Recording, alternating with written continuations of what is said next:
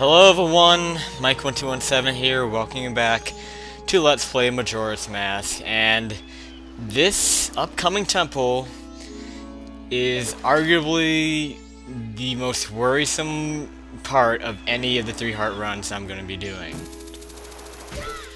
It has everything that could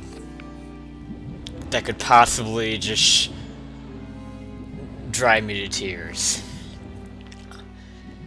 I didn't really explain like how we enter it. At the end of the last episode, I played the New Wave Bossa Nova, this song that we learned, and that summons that turtle, which has trees on its back, and you use the hookshot to get on the back. In case you weren't watching.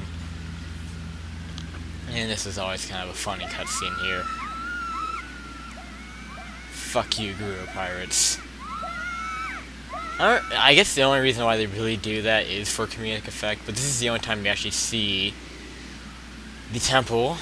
In fact, I think you can see it from the actual bay. Yeah, you should be able to see it in the distance, but here it is. Here it is, Great Bay Temple. And this just spells so many problems for me. However, there is one good thing I need to mention about this temple, and that is I do not have to get all the stray fairies here. Because the prize for getting all the stray fairies, like the great fairy prize that you get from getting all of them in here, is double defense. It's basically a multiplier for your hearts, and it will half the damage that you would normally take. So if an attack does 1 heart of damage, double defense will make that same attack do half a heart of damage. Or 2 hearts of damage would be 1 heart. You know math, I shouldn't have to explain that to you. So I decided not to do that, not to get double defense, because that's essentially giving you 6 hearts. I mean, you know, like some people can argue that yeah, it would still technically be a 3-heart run if I had the double defense, because like what happens is the hearts on your screen, they get like a white outline around them. But even though, you know, some people would argue it's still technically a 3-heart run when you do that, I'm just gonna go for the bare minimum here and just stick with not having the outlines, because I'm sure some people might give me shit for getting double defense if I did get it. So I'm not gonna get it, which means there's no point in getting the stray fairies, which is good news for me. I'm just not gonna worry about it, which means there's quite a bit of stuff that I don't really just have to do at all, which is good. Because some of the stray fairies here are pretty annoying, and I honestly can't really remember a lot of them. I did off-screen make sure I had arrows and all sorts of goodies, making sure I was well equipped going into this temple. Oh man, that was close right there. I might have actually did this out of order a little bit. Yeah, because I know you use arrows a lot in this temple. What I actually want to do is jump down here. I don't even know where to begin on actually explaining this. This is basically a giant toilet. Or just like any kind of appliance that uses water. You can say a giant washing machine, a giant sink. This is just all about plumbing, basically. That's a good word to describe this dungeon. Link is basically doing Mario's job that he never does in his games. He's plumbing. He's a plumber. And I just messed up. See, there's a stray fairy down below in the bubbles. I might try to point out some of them. Yeah, see, I messed up there. That stopped the flow of water, and because water, like the flow of water is stopped, those platforms that allow me to get to where I was earlier, to where I jumped from, those stopped moving. So that was the wrong faucet to turn. I'll probably use the term faucet. Yeah, so that was a mistake. And yeah, it'll be a lot of just turning on and off the water flow, and there's different directions the water flow can go in, and it corresponds to the color of the pipes and their corresponding handles. We'll see as we go. It's kind of difficult to explain early on. The one that I wanted to pull was down here underwater, so we have to take our Zora form and push this one, or pull it. There we go. It's just, you really just have to try different ones and see what they do. Some will stop the flow of water, others will increase the flow of water, like this one. This increases the flow of water, so it creates that water platform that allows us to basically jump across that gap that I couldn't jump across earlier. I like to think that I know this temple pretty well, actually, as far as like how to get through it, but it's the mini-bosses and the main boss that I'm worried about. This is why this temple is going to be arguably the hardest part of any 3-hour run that I do. It's because the two mini-bosses here are a bitch, and the main boss is an extreme bitch. I've looked up strategies on efficient ways to do the main boss, so hopefully that won't. Hopefully I can actually do that. I mean, this was the part of the game that I was worried I would cave in and start using fairies in the bottle, because right now I haven't used any fairies and I don't really plan on it, but if things get ridiculous, then I might. Alright, so now I really need to remember how to play this dungeon, though, as far as like the bare minimum goes, because again, I'm not getting stray fairies, so I don't have to worry about that, but I have a feeling that out of habit I might still like go for stray fairies just because I'm used to getting them, but I'll try not to. Like at the bottom of this room here, there's a really annoying pot in the middle of it, and what you'd have to do is use your boomerangs or some sort of way to break that open, and you'll get a stray fairy from that. That's really annoying to get, so thank you that I don't have to do that. Alright, so you can see that the water's kind of flowing in a certain way. It's flowing, what would this be, counterclockwise? So you can only enter these passageways that kind of go in that direction. There are some passageways that we can't enter because the water flow is going the wrong way. So that's kind of the gimmick with this temple. Like this passageway we can enter because water flow is going that way, but the other passageways that are facing the different direction, we can't go in there. So eventually we'll be changing the water flow to enter different passageways. I don't really know what order rooms I have to go in. Oh, this is here. I can't go here yet.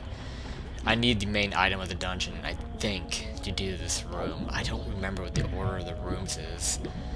There's multiple places that you can go. I think I might need a small key here anyway. Let's just get out of here. This isn't the right way. Get away from those guys. See, the thing is, when you're taking these passageways, they're only like one-way tickets, so you can't like go out the way you came because the water flow is preventing you. I want to go to the higher passageway. You can kind of follow the pipes, and that will kind of give you a sense of direction. Like whoa, that was glitchy. Like it seems like the red pipes are what I want to follow because of the way the water's flowing, and I messed it up. Damn. See, this is really difficult to control. It's hard to tell, but damn it, I really need to be like hugging the wall to get this. Or high up. It's gonna be tricky to get into this passage. There we go. Okay, I think this is where I want to be. I really don't. I'm totally just playing it by ear here. Okay. A lot of places it's kind of bad to be in water because this bony fish like to hang around here. Let's get over. I don't think I can do this either. I can use my hook shot to get to that treasure chest over there, which I believe carries a map, so that's very useful in this dungeon. The map is a pretty good item here. But I don't think I can get to that door on the other side of the room. Can I spoil? I guess I can spoil what the item is here. It's the ice arrows. I mean, if you've been following the pattern of how this game's gone, it's arrow-based. And you know we get the fire arrows in the last dungeon, the Snowhead Temple. The ice arrows are in this one, okay? I'm just gonna say that right now. The ice arrows are this dungeon's item. And what they do is that they create ice platforms, and we need those to get over to that door. So, yeah, the first goal is to get the ice arrows, but yeah, there's just a lot of ways we can go that are just inaccessible. I might need to go back to that room that I was at earlier. I might have been right the first time. Man, I hope I don't have a brain fart early. That seems to be a theme so far. Like the Snowhead Temple, I had an early brain fart, and here I have one. Oh, these hands. Make sure you have your shit, I'm really bad at Zora Link. Make sure you are ready to use your electric attack really at any time in this temple, like underwater, because there are tons of things that can screw you over here. Okay, this should be where I want to be. I believe if you jump across these platforms, there should be a strafe area on our side there. I'm just glad I don't have to worry about that. That would kind of cut the time short here, as far as like how long it takes me to get through this. Okay, I believe what I want to do here to get that chest. I don't think I can reach that with a hook shot, can I? Oh, maybe I can. This is a compass, so might as well get it. It seems like in this game, they just hand you the compass and map, like, right at the beginning of the dungeon, so they continue with that in this temple. You know, that's kind of how it was with Woodfall and Snowhead. They're doing the same thing here. Now, this is one of the few times you may use the Deku Mask. I would just use it just because we haven't seen him in a while. If you try to jump on these platforms as normal Link or a heavier form, you'll turn over the platform and make the Deku Bowers appear, so you don't want that to happen. Okay, so I think I do want to go underwater here. There should be a small key. I think I see the chest actually. I do want to sink down here from what I remember. And I think I know where this key goes. Shit, I need to fight off this hand. It's kind of difficult to do. I think I wonder if you can use your boomerang underwater. It's actually going to be useful against this guy. Unless I killed him. I guess I killed him. I can use it on these guys, I guess. Make some use out of this stupid thing, but now I have to fight him underwater. Thankfully, you can fight underwater, so that's good. But I'm not doing a good job of it. Jeez, wow, now I'm already close to dying. There's hearts over here, so... That's a Deku Nut! That looked like a heart. Crap, I want to die early, come on. I mean, dying won't be that big of a deal here, because, again, like, it's basically that middle, like, spinning a room, that washing machine type room, and you just go off into the branching paths from there. So, starting from the beginning of the dungeon isn't that bad. It really isn't. It's not as bad as Snowhead. If I can get some hearts here. There we go. Try these as well. So I believe I know where that small key goes. It goes to that room that I mistakenly went in at the beginning. So let's, yeah, always have your electric ready because... shit. Yeah, so let's go to the bottom. I believe I know where this small key goes. So I'm off to a decent start, actually, as far as, like, knowing what to do. A few minor brain farts, but I should be in the right place. Not gonna wood. Thankfully I'm doing good on magic and all that stuff. I learned actually, I didn't really learn this, but I kind of remembered that, what am I trying to say? That when you reset time, your magic actually does carry over. Like the magic in the state that it was before you reset time will be in the same state that it was.